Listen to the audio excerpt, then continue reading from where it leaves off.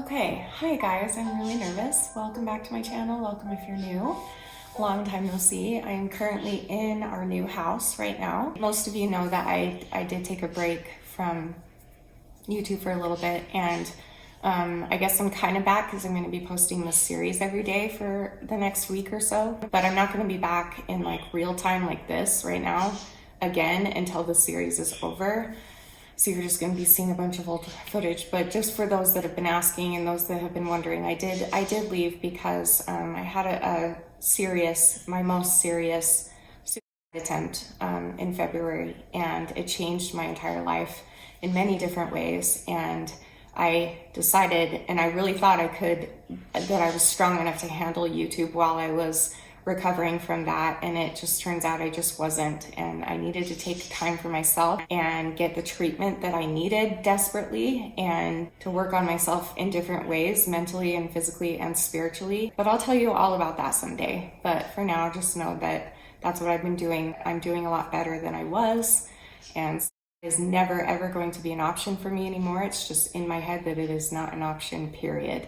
And so I'm just trying to figure out a way to live with all my mental illnesses, but that is not an option any longer. I'm having to rewire my entire brain because my whole life was an option, and because of my experience, it's not an option anymore. I will never ever attempt again. And so this is me learning how to deal with the other stuff without that cushion, if you will, to fall back on if I ever need it someday, which is ridiculous, I know. But those of you who have suicidal thoughts, you know what I'm talking about. It's so stupid, but sounds stupid, but it's true. So now that's gone, and so I'm having to face the really hard stuff and cope with it and learn it and learn how to get through it. So that's what I've been working on. And you're about to see episode 1 of a little mini series that I'm doing called Moving with Mental Illness. And I wanted to come on here and give you a little explanation of what I mean by that, and also tell you why I'm doing this and why I'm documenting everything and sharing it with you guys and all the things of the times of the places. So basically, a few months ago, my husband Danny and I had a really big bomb dropped on us that the home that we were living in for 5 years was going to be sold, and that we had 60 days to get out, but it was impossible for us at the time. So it was very stressful, but beyond stress and the normal stresses of moving, I have a lot of mental illnesses. One of them in particular is called borderline personality disorder, which does tend to make you have an attachment to people, to things, to places, stuff like that, because it's really hard to feel safe when you have that disorder. It's just one of the side effects of many of that disorder, but that is one of them. And for me personally, it wasn't just leaving our house, it was leaving our home, but it was also leaving the only safe place that I ever felt, ever, I guess, in my life. Been through a lot of hard things in my life, and I never felt safe in a home before until the last one before this, where we are now. And it took over 3 decades to find that. And so it was, change and moving and things like that's hard for everybody. Everybody has a hard time with change, but sometimes with mental illness, it's not just hard, it's not just super difficult and super stressful, it's like traumatic. And that's because we have voices in our head telling us that it is one way, and we also have our logical voice in our head that is down to earth and telling us like the reality of the situation. And so we're constantly butting with both of those in our heads, and we tend to lean on the mental side because that's what we're used to doing. So for me, it's like, to me, I'm not kidding, it felt like, and it was in my head, the end of the world. Like literally, I thought my life was over when they told us that we had to leave. Where I had my logical side being like, what are you complaining about? You're moving into, you're gonna find somewhere else and you're gonna be fine, and at least you have a home, and a lot of people don't even have homes, and you're sitting here bitching and complaining about moving, and everybody gets stressed about that, so why are you complaining? And then you've got the mental side being like, this is the end of the world. You cannot make a safe home anywhere else but here. is what I was hearing. I was hearing that I would literally die, that my life would be over, my world would be ended. And that sucks because, again, we have that logical part of us, but that mental part is so strong and so overbearing that it's really hard and takes a lot of practice and a lot of therapy, which I'm currently working on.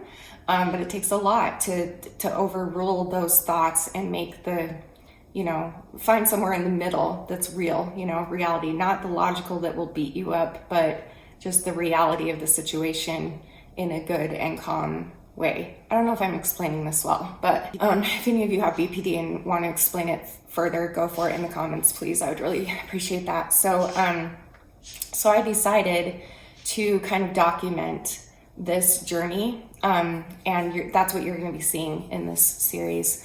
For instance, today in this video, this is the first episode, you are going to be seeing footage from maybe 30 minutes after I found out that they were kicking us out of the house and that we had to be out in 60 days. You're going to see that footage that I had saved from a live stream that I had done. And then over the next week or so, you'll just be getting a different episode every day from here on out until it's done.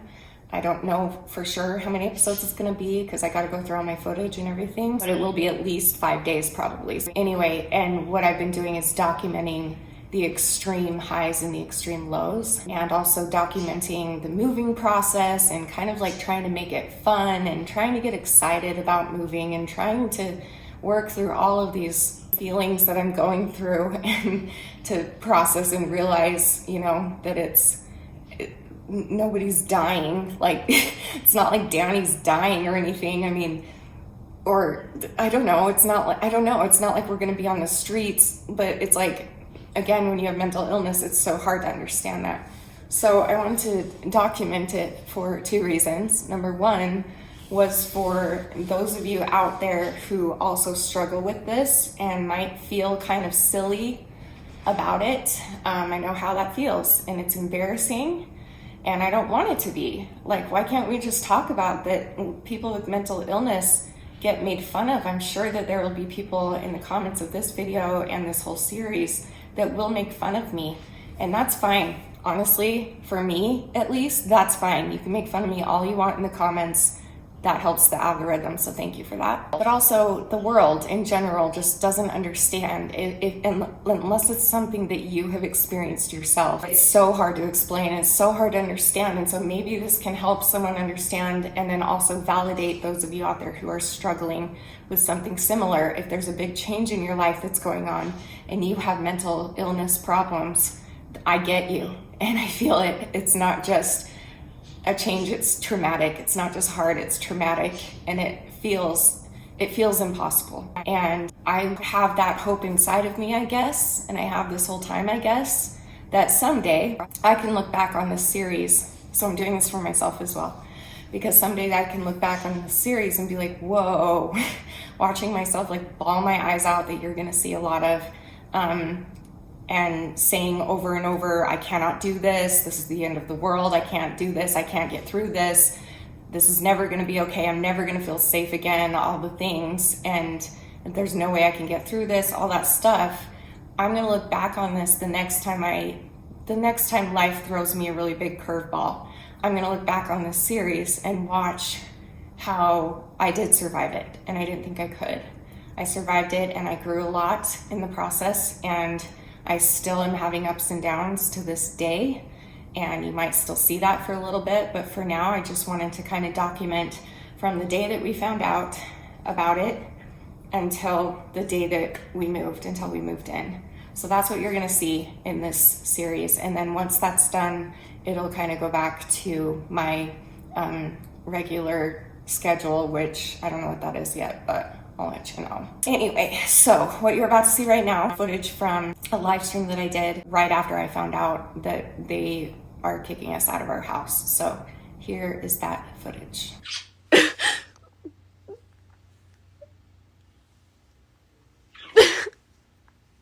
We got an email that they're selling our house.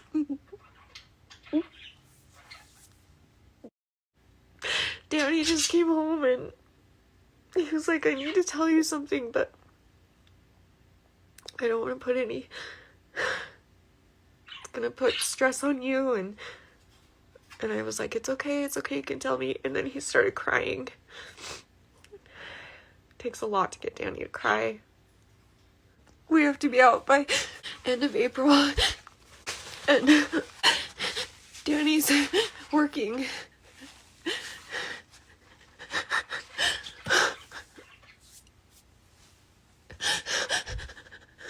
straight till I'm gonna throw up. He's working up until May, completely booked. What the f are we supposed to do? What are we supposed to do? We can't buy it. We don't have credit. We have nowhere to go. We don't have the time or the money. We're already behind on money right now. And there's no way that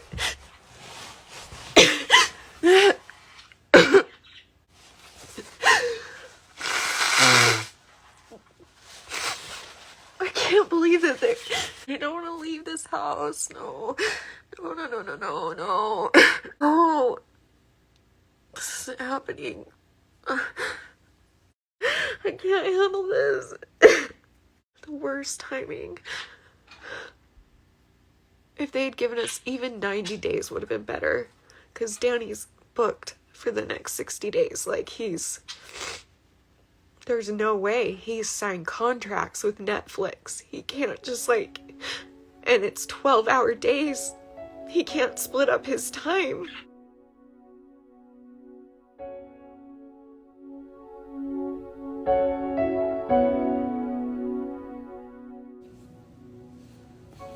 Right.